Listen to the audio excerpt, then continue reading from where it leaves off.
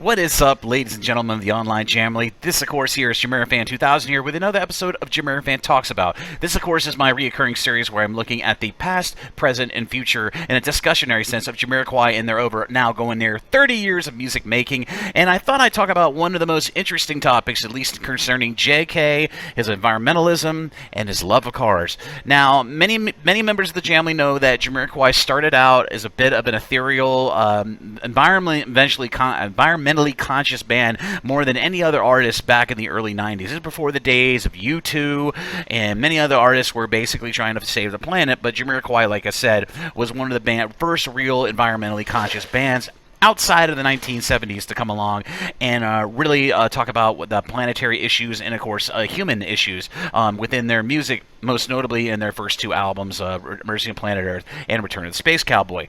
Now, with all successes, with many artists, they make millions and millions of dollars. In the case of JK and his band members, he's made a lot of tens of millions of dollars over the years.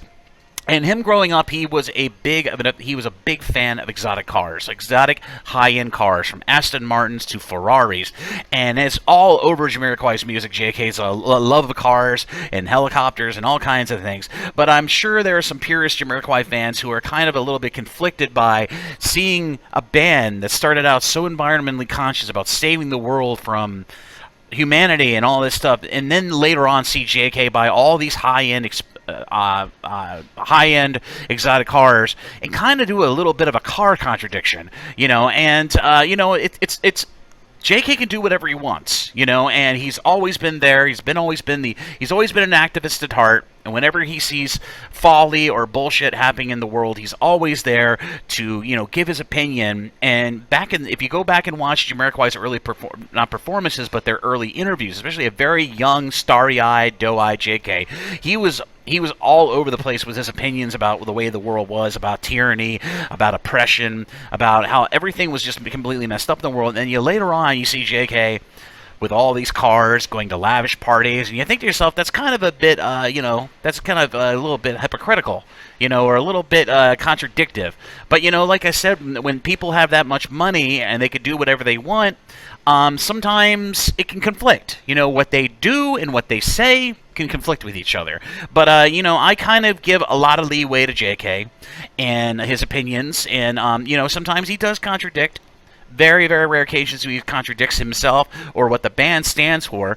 But whatever JK does in his private life, outside of his musical life, he can do whatever he wants. So I could see some of my other Jamiroquai fans do find a bit of a contradiction when JK comes out of a band that's all about, saving the planet and saving humanity and saving the planet, just saving all the environment from humanity's influence. But at the same time, later on in life, he's driving all these exotic cars, he's flying helicopters, he's going to lavish parties. It's kind of a bit of a confliction point. But for me, for my opinion on this, I don't think there's much of a contradiction. Like I said, there's a separation between the artist and what they do in their private life. And JK may have had a lot of sports cars and a lot of sporting, a lot of partying and stuff within the music of Jamiroquai, but that's creative license. The artist can do whatever they want, and in some cases, much like the You Give Me Something music video, you do definitely see a bit of a playboy multi-millionaire out there with Heidi Klum and a Rolls Royce with two big dogs, and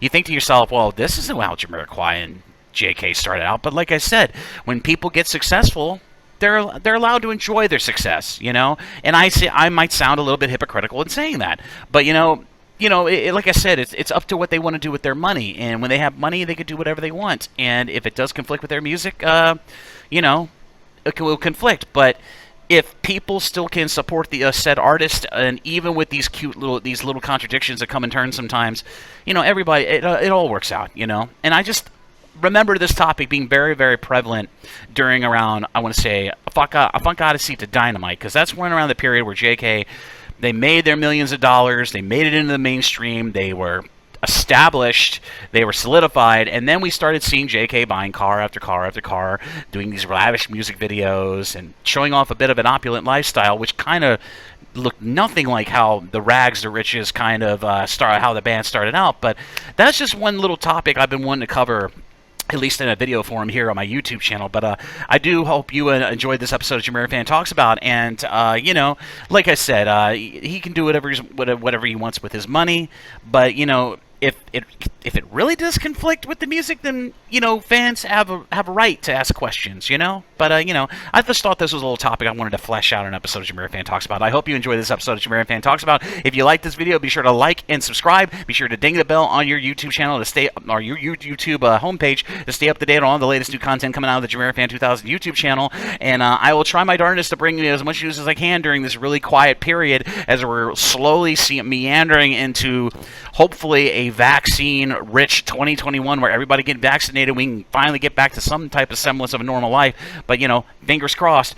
But like I said, I'm trying to have as much videos as I can coming out of my channel when I can, when the news necessitates it. So please keep that in mind when it comes to my new content. But anyway, I hope you enjoyed. Be sure to like and subscribe. And as always, this is JamiroFan 2000. And I'll see you again really soon with another episode of JamiroFan Talks About and many more Jamiroquai related videos here on the JamiroFan 2000 YouTube channel. Bye-bye, everybody. Thank you for the support, and stay safe.